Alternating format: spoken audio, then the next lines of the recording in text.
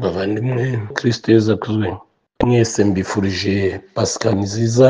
Tuzukane na Yesu Kristo, tuva mu kibi twinjira mu buzima, dusubira muri Edeni ikibi cyadukuyemo, dusubirana ubutegetsi n'icyubahiro twambuwe n'ubucakara bwa Sekibi, dusubirana ubwigenge Yesu Kristo yatuzaniye. Bavandimwe rero, nshimishijwe n'aka kanya mbonye kugira ngo tuganire. Bose ndi bwinjire mu kuganira muri Pasika. Nibyo mbonye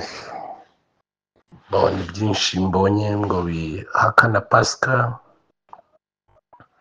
ngo Pasika yazanywe na Kiliziya Gatolika, ngo ni impagani, gutyo ibintu nk'ibyo.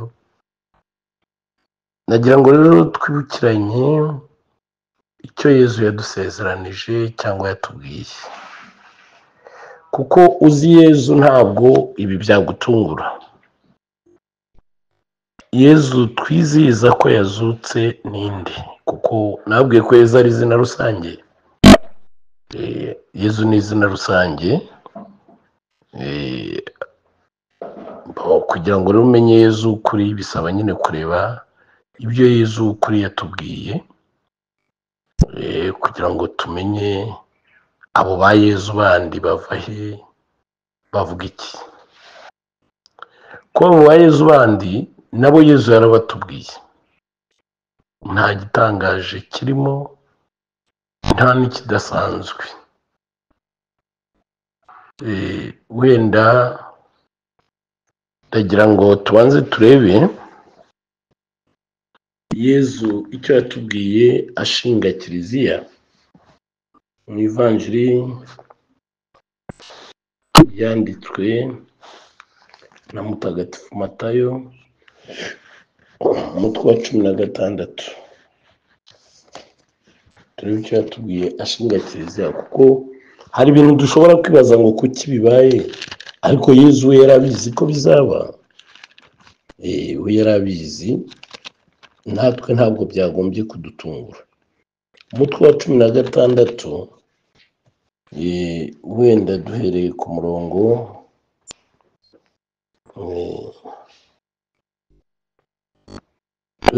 wa 15, tugeze ku murongo wa 19. Yongera kubabwira ati, mwebwe se muvuga ko ndinde? Simoni Petero aramusubiza ati, wowe uri Kristo, umwana w'Imana nzima. Yesu amusubiza agira ati, urahirwa Simoni mwene Yonasi, ko atari umubiri n'amaraso byabiguhishuriye, ahubwo ni Data wo mu ijuru. Noneho nkubwiye ko uri urutare, kandi kuri urwo rutare nzubakaho Kiliziya yanjye, n'ububasha bw'ikuzimu ntibuzayitsinda. Hano ndagira ngo tubanze twumvikane ko Yesu ari ijambo, ari Imana. Ko ibyaremwe byose nta cyaremwe kitaremwe nawe, ni ijambo w'Imana. Iyo avuze rero abaremye, buriya dushatse twavuga ngo yaremye Kiliziya. Ko niba yaravuze ati, kuri urwo rutare nzubakaho Kiliziya yanjye, buriya Kiliziya yari yamaze kuyirema, yari yaremwe ku rutare rwitwa Petero. Ko Kiliziya ni umubiri mayobera wa Yesu Kristo. Kiliziya ntabwo yubatse mu mubiri, yubatse muri roho. Abatazi ibya roho rero bararindagira bakavuga ibyo batumva, bagashaka gushyira mu mibare ngo 1 guteranya na 1 ni 2, 3 gukuramo 1 ni 2, gutyo gutyo bikabacanga, kuko batumva ko Kiliziya iri muri roho, ikoreshwa ibyaro, ikora ibya roho kandi igakoreshwa na roho. Ariyo mpamvu Yezu amaze kwishinga yayibwiye ko mbere y'uko itangira gukora igomba gutegereza ko Roho Mutagatifu aza. Yaje kuri Pentekoste. Kuko ntabwo iyo iby'umubiri baba baratangiye bakabikora, ariko ntabwo ibyo Kiliziya ikora ari iby'umubiri, ni ibya roho. Iyoborwa na Roho Mutagatifu, ntabwo iyoborwa na Papa, ntabwo iyoborwa na Musenyeri, ntabwo iyoborwa na Padiri, iyoborwa na Roho Mutagatifu. Yezu Kristo yayisigiye. Abatumva ibya roho rero bo nyine bumva bashyira mu by'umubiri bikabacanga, byabacanga bati ibi ni ubuyobe. Yezu rero icyo ngira ngo twongere twibukiranye, noneho nkubwiye kuri urutare, kandi kuri urwo rutare nzubakaho Kiliziya yanjye. Kiliziya ya Yezu ni imwe, kuko iyo ziba zirenze imwe ari kuvuga ngo nzubakaho Kiliziya zanjye. Ntabwo yavuze zanjye, yavuze yanjye, ikaba ari imwe. Kandi agasobanura ko yubatse ku rutare rwitwa Petero, ntabwo yubatse kuri Yohani, Yakobo, ku rutare rwitwa Petero. Igikomeye rero kindi wenda abantu batari kubona, nicyo ngira ngo mwese mwitegereze murebe, arongera akavuga ngo n'ububasha bwo mu kuzimu ntibuzayitsinda. Ububasha bwo mu kuzimu, uretse ko tuza kubona naho yabisobanuye handi, ariko ububasha bwo mu kuzimu ni Antikristo, ni nyamurwanya Kristo, n'uhakana Kristo, uhakana ibya Kristo, uvuga Kristo uko atari. Uvuga Kristo uko atari, uhakana ibye. Yezu rero ibyo ntabwo bitunguranye kuba ba Antikristo barabaye benshi, ba nyamurwanya Kristo barabaye benshi. Kuyirwanya Kiliziya burwanya nyirayo, ntabwo urwanya Papa, ntabwo urwanya Musenyeri, ntabwo urwanya Padiri, ko ntabwo ari bo ba nyirayo, uburwanya nyirayo.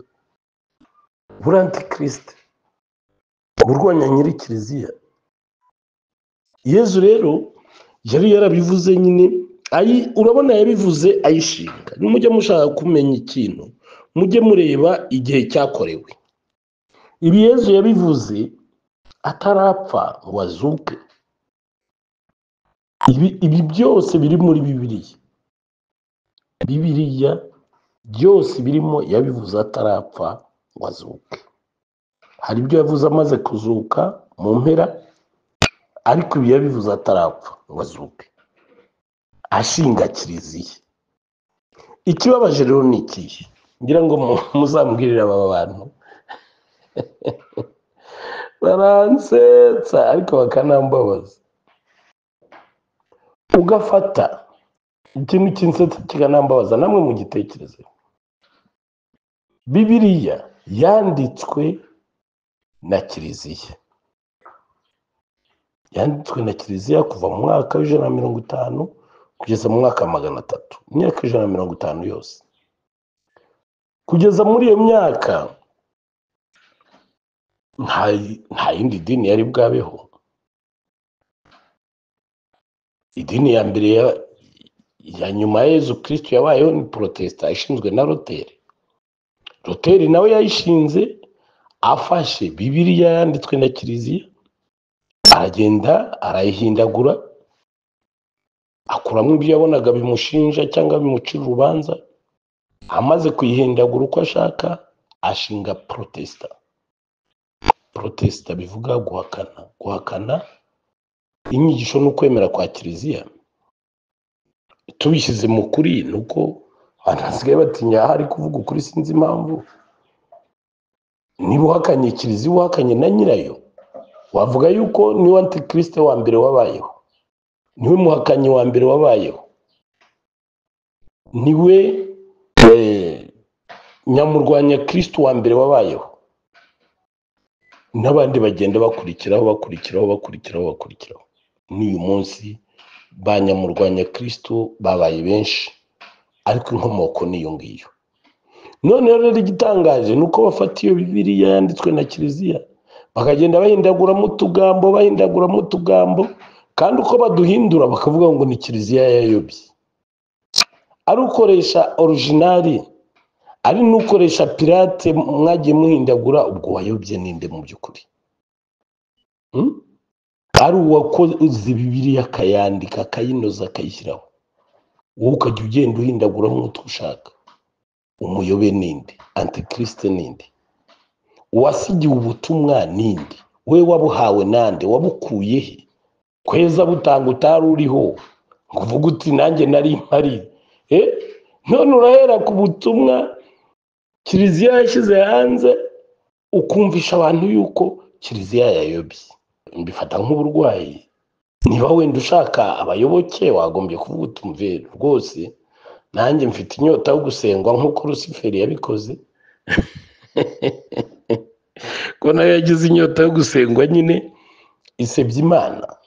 Tuvuga ngo rero bavandimwe, tujye tureba ukuri. Bibiliya yanditswe ryari? Yanditswe nande? Icyo gihe habwirwaga nde? Ariko kuba uyu munsi umuntu ayiterwa agahindagura uko ashaka akajya kubeshya abantu ngo niwe ubwirwa, ngo niwe ufite ukuri. Nakunze Padiri Faustin Nyombayire yasobanuye ukuri, biranshimisha. Ahari nzongera mushake twongere tubiganireho. Ko yavuze ngo ari ikiganiro yigeze gutanga, aravuga ngo ukuri ntabwo ibintu ari uko ubyumva, ntabwo ari uko ubibona, ntabwo ari uko ubyemera, ntabwo ari uko ubyifuza. Ukuri ni uko ibintu biri. Ukuri ni uko ibintu biri. Ukuri rero ni uko Yezu yashinze kiliziya ayisigira ubutumwa bwe. Amaze kuyisigira ubutumwa, kiliziya irabwandika neza, ibushyira ku murongo, itangira kubukurikiza. Uraza ukabugoruka uko wishakiye ukabeshya abantu ngo ufite ukuri. None ufite ukuri ukuye he? Kuri ndetse uko kuri gukuye kuri nde? Wakubwiwe nande? Wakubwiwe nande? Yezu rero yarabizi neza. Noneho yongeraho ati, hano aratwereka ko ubasha bw'ikuzimu utazatsinda kiliziya. Muzarebe utuvutse twose tuza dutuka kiliziya. Nta kadini kavuka ngo koye gutuka kiliziya, kubera nyine ko ni bwa bubasha nyine, bwa bubasha bw'ikuzimu. Ariko Yezu yavuze ko butazatsinda kiliziya. Ni bwa bubasha bw'ikuzimu. Na Antikriste, nyamurwanya Kristo wagombaga kuza. Ariko Yezu yatubwiye ko kiliziya itazatsindwa kandi ko ntizatsindwa. Ahandi habera abantu urujijo ku bubasha Yezu aba yatanze. Yezu ntabwo yashinze kiliziya gusa, yayihaye n'ububasha. Aravuga nzaguha imfunguzo z'ingoma y'ijuru. Ntabwo ari ingoma y'isi. Kiliziya ni ubwami bw'ijuru ku isi. Nzaguha imfunguzo z'ingoma y'ijuru. Icyo uzaba waboshye munsi kizabohwa no mu ijuru, n'icyo uzaba wabohoye munsi kizabohorwa no mu ijuru. Uvuga ngo icyemezo kiliziya ifite ububasha bwo gufata icyemezo runaka. Yesu arabuyihaye. Icyemezo ifashe ijuru rirakonfirima, ntabwo ridisikita. Ku ijuru ntiryivuguruza. Nubwo wavuga ubugamba miliyari, ntacyo buvuze ko ijuru ryavuze. Iyo ijuru rivuze riba riremye. Ubwo bubasha ijuru ryaraburemye. Iyo konsili runaka iteranye ikiga ikibazo igafata umwanzuro, ijuru rirakonfirima ko kiliziya iterana mu izina rya Yezu ku bubasha bwa Roho Mutagatifu. Icyemezo ifashe rero ni Roho Mutagatifu ugifashe. Wabyemera utabyemera ibyo birakureba. Yezu nanone turebe uko yahaye kiliziya ye ububasha. Mbabazwa n'abantu bafata Bibiliya bakanabyiyitirira. Bakavuga nibo babwirwaga. Yezu yatubwiye gutya, Yezu yababwiye gutyo, mwari muhari. Ariko mukabyara. mwari muhari ko yabwiraga abari bahari, we yakubwiraga wari uhari, wari uriho icyo gihe, wari uriho Yesu abivuga. Turebe ivanjiri nanone yanditswe na mutagatifu Yohani, umutwe wa 20 kuva ku murongo wa 21. Yesu yongera kubabwira ati, nimugire amahoro, nk'uko data yantumye nanjye ndabatuma. Amaze kuvuga atyo abahuhaho, arababwira ati, nimwakire Roho Mutagatifu. Abo muzakiza ibyaha bazabikizwa, n'abo mutazabikiza bazabigumana. Ahantu njya mpagera nkababara, usanga hari n'abantu bo muri kiliziya bihaye kuvuga ngo Roho Mutagatifu aba hose, ngo Roho Mutagatifu aba muri byose, ngo no. Yesu yamuhaye nde? Yamuhaye kiliziya. Ibyo byose byari bitarabaho, ibyo byose muba mukusanya, niba mugira ngo buke kabiri, ntabwo mbizi. Ntabwo mbizi niba mugira ngo buke kabiri, ntabwo ari byo. Ibi yabibwiye intumwa ze, arizo yashingiyeho kiliziya. Habwira ati, nimugire amahoro, nk'uko data yantumye nanjye ndabatuma. Yesu yakoze ihererekanya bubasha na kiliziya n'intumwa ze, arizo kiliziya ishingiyeho. Afata ubutumwa se yamuhaye, abuha kiliziya, abaha Roho Mutagatifu nk'uko yamumanuye ku ntumwa kuri Pentekoste. Abo muzakiza ibyaha bazabikizwa, abo mutazabikiza bazabigumana. N'ububasha Yesu yashyize muri kiliziya ye. Ntabwo ko Yesu yavuze abaremye, hano yari aremye penetensiya. Ahaye intumwa ububasha ku butumwa se yamuhaye. Kira abantu biri kubavuga, ngo nanjye Imana yantumye, ngo nanjye ngo ibi murimo musoma nige ubibwirwa. Yesu yatubwiye gutya. Yakubwiye wari uri he? Wari uri he muvande? Twumvikane, tujye tubwizanya ukuri. Yesu yarabizi neza ko kiliziya ye izatotezwa. Yarabizi. Turebe ivanjiri yanditswe na mutagatifu Yohani, umutwe wa 15. Duhere wenda ku murongo wa 18. Yesu aravuga ati, isi nibazira muzamenye ko ari igihe yabanje kwanga. Iyo muba abisi, isi yakunze ikiri icyayo. Ariko kuko mutari abisi, kandi nkaba narabatoye mbakura mu isi, n'ikisi izabaziza. Mwibuke ijambo nababwiye ko nta mugaragu uruta shebuja. Niba barantoteje, namwe bazabatoteza. Niba baranyubashye, namwe bazabubaha.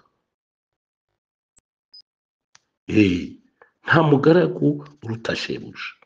Yesu yabwiye kiliziya ko izatotezwa. Kubera iki? Ko kiliziya iri ku isi, kandi kiliziya ni ubwami bw'Imana ku isi, ntabwo ari iy'isi. Kandi abayirimo Yesu yabatoye abakura ku isi, n'ikisi izabaziza. Ibi yabisezeranije kiliziya bitaratangira, bitaranabaho. Uzi bibayeho mwatangazwa n'iki? Ahubwo ngewe umunsi nzumva batayituka nzaranyivuyemo. Mpamvu nzaranyivuyemo n'iki? Nuko Yesu avuga ati, isi nibazira. Ubundi ni ikimenyetso cy'uko nyine kiliziya ari iya Yesu. Isi nibazira, mumenye ko ari igihe yabanje kwanga. Abigisha iby'isi rero ntabwo bashobora guhuza na kiliziya, irabazira. Ikindi nanone murabizi yuko Yesu ubwe, nk'uko nyine ubona baba barahagurutse, kiliziya ikorera shitani, ikorana n'amashitani. Mbese Yesu bamwise ngo iki? Bavuze ko akoresha ububasha bwa Belizebuli, umutware w'amashitani. Yesu niba baramwise Belizebuli, urumva abo muri kiliziya bazabita ngo iki? niba Yezu ubwe baramwise Beelzebuli, umutware w'amashitani, urumva abo muri kiliziya babita ngo iki? Reka turebe ivanjiri yanditswe na Mutagatifu Matayo, umutwe wa 12, duhere ku murongo wa 24. Abafarisayi babyumvise baravuga bati, Beelzebuli, umutware wa roho mbi, niwe yirukanisha roho mbi. Sibyo? Niba Yezu baravuga ko ibyo akora bikoreshwa na roho mbi, kuba bavuga ngo papa akoreshwa na roho mbi, musenyeri, padiri cyangwa kiliziya muri rusange, ikidasanzwe ni iki? Ibisanzwe na Yezu niko. Kubera iki? Kubera iki kiliziya bagomba kwiyumva gutyo? Kubera iki Yezu bamwumvaga gutyo? Wagombye kubyibaza. Kuki Yezu bamwumvaga gutyo? Bamwumvaga gutyo kuko yakoraga iby'ijuru kandi agakoresha ububasha bw'ijuru bo badakoresha. Bakabona nyine ni ibintu bidasanzwe kuko bo bumvaga yuko roho mbi arizo zigira ububasha, kimwe n'uko uyu munsi nyine abantu benshi babifata nk'aho roho mbi arizo zifite ububasha. Usanga batinya roho mbi ndetse bakanazubaha kurusha uko bubaha Yezu, ko n'uyu munsi abantu benshi baracyumva nyine roho mbi arizo zifite ububasha. Noneho rero babona ububasha Yezu akoresha bakabwitiranya na roho mbi. Simvuga ko kwari kumwanga, bwari ubujiji nyine batamuzi. Na kiliziya si ukuyanga, ni ubujiji bw'abatayizi. Ntabwo ari ukuyanga, nabyo ntawanga kiliziya, ni ubujiji. Na kiliziya rero kubera yuko ikora iby'ijuru kandi kiliziya igakorera muri roho, ntabwo isi ishobora kumva ibyo kiliziya ikora, ntabwo bishoboka. Niyo mpamvu rero uzasanga nyine abatazi Yezu, abatazi ibya roho, bumva ko kiliziya yayobye. Bumva ko kiliziya yayobye, yaguye mu mutego. Kuko kiliziya ibyo ikora ni iby'ijuru. Bavandimwe rero, tujye tureba Yezu nanone amaze kuzuka, mbere yuko asubira mu ijuru. Ariya twabonye yari atarapfa ngo azuke, ariko na hariya yari amaze kuzuka igihe akora ihererekanyabubasha n'intumwa ze. Yari amaze kuzuka.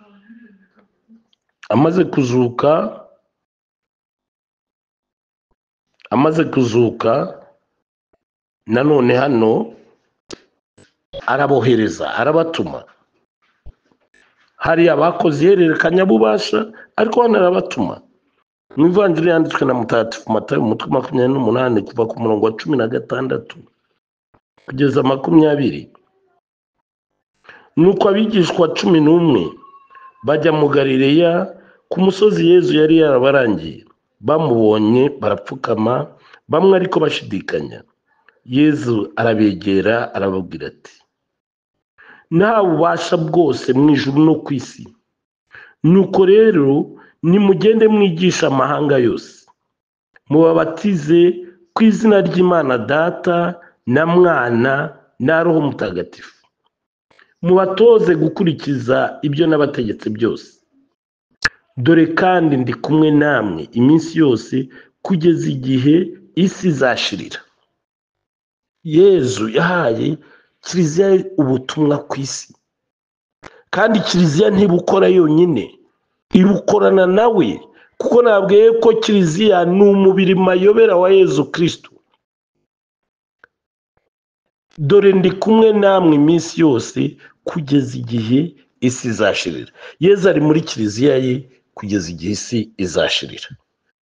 Bavandimwe rero, Pasika nta nubwo jye nayita umunsi w'abakristu gusa, ko Yezu ntabwo yaje gucungura abakristu gusa. Ni umunsi w'iremwa rishya rya muntu. Ni umunsi umuntu yacunguweho, yaba umunyabyaha yaba intungane yaracunguwe. Pasika rero ni ya bose, ni y'abapagani, ni y'abemera, ni y'abatemera, ni y'abakristu, ni y'abantu bose. babimenya batabimenya, Pasika ni iy'abantu bose, ko abantu bose baracunguwe. Ntabwo hacunguwe abemera gusa, ntabwo hacunguwe abakristo gusa, hacunguwe ikiremwa muntu.